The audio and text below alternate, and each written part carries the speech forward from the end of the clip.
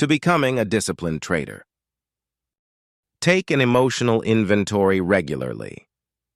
We noted that journals are the single most valuable tool for currency traders. Why? Because emotions are the biggest obstacles they face.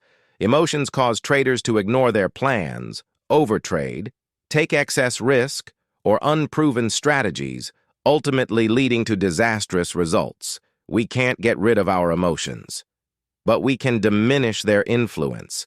That starts with an emotional inventory. While you ideally want to do it before every trade, you should at least identify your emotional state before every session. Ask yourself questions such as the following. How do you feel? What are your current worries and hopes? Have any significant events occurred that could destabilize your work? If you think that emotions could impact your trading, take a step back. You don't need to trade every day. There's always another opportunity around the corner. Instead, work on the causes of your emotional distress.